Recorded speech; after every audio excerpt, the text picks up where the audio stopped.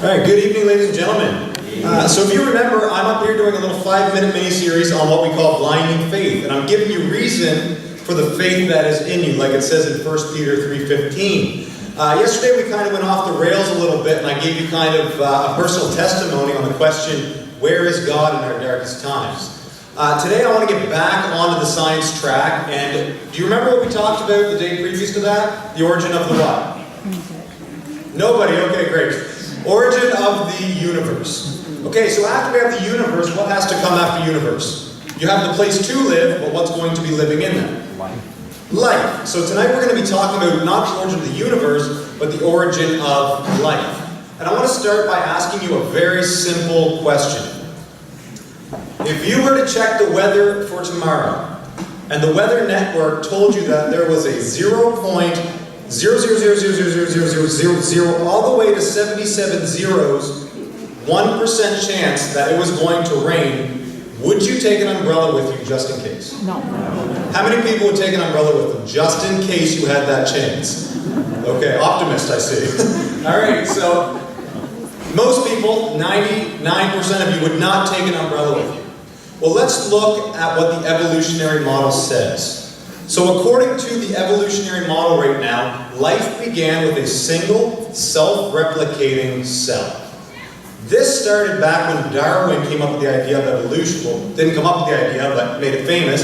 The idea of evolution. And basically what they believed about the cell was that it was a blob of protoplasm, void of any form or structure. Does anybody know what protoplasm is? It's essentially the goo in the cell that holds everything together. So when we started to believe evolution, we believed that it was just protoplasm in the cell. This means that the cell would be relatively simple. It really wouldn't be that complicated.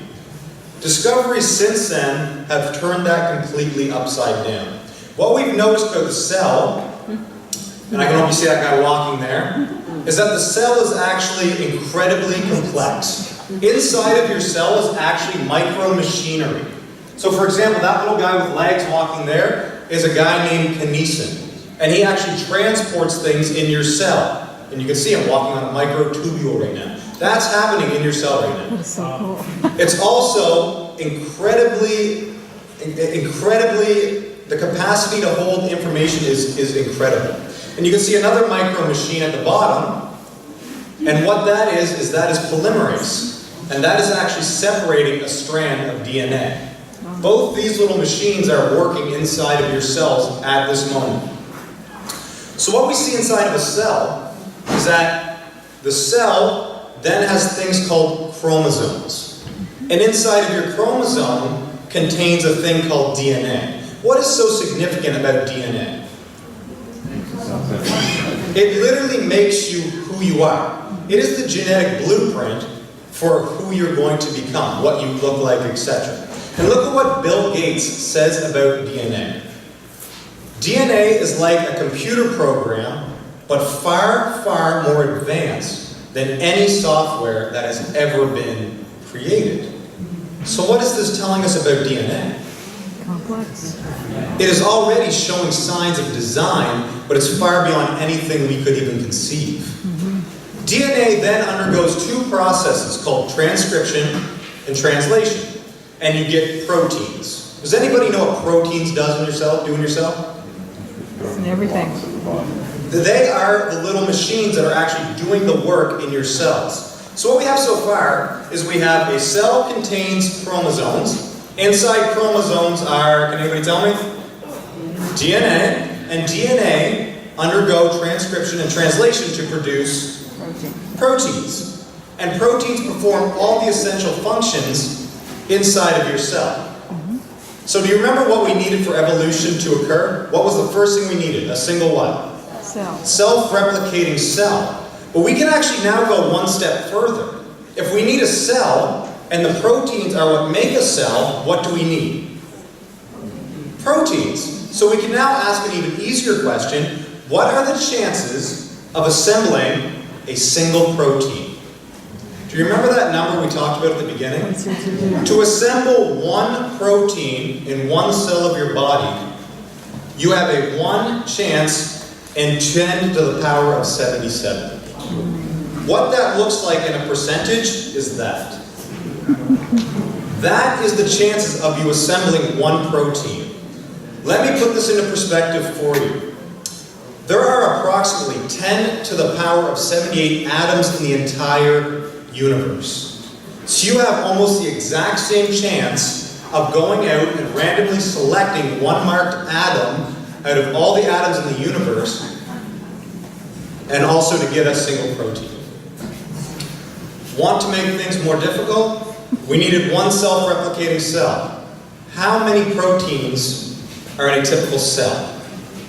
Do you remember the chances that we just to get one protein? In one simple cell, in the most basic cell, you need a minimum of 250 proteins. Wow. How do your chances look now? Slightly zero. So then this begs the question, well, why is it so unlikely? Why can this not happen? The answer is because it has a design in it that's called specified complexity. And this may sound fancy, but it's actually things that we deal with on a daily basis. So let me give you some examples. Anybody that has locked a bike or a locker before? Your lock is showing specified complexity. You need to arrange numbers not just in a sequence, but in a specified sequence in order for the lock to work. Same with writing. Every time we write the word the, you are taking alphabetical characters and arranging them for something to occur. And the same with computer programs. You are arranging them so the computer program will work. Interestingly enough, in the cell, we actually see this on 3 levels. We see it first on DNA, which need to have base pairs arranged in a specific order. Again in RNA, base pairs arranged in a specific order. And then proteins need to have amino acids arranged in a specific order. So let me ask you this. Where did computer code, writing, and locks come from? Who designed those? They came from? People. People, and people contain what in their minds? Brains that have intelligence. Yeah. Specificity shows design. So if there's design in your cell, this means that it demands a designer. It says in Romans 1:20, his invisible attributes are clearly seen, being understood by the things that are what? Made, so that they are without excuse. For every house is built by someone, but he who built all things, he who designed all things is God. Guys, not only do we see a designer in science, but we see the revelation of a divine designer. Thank you.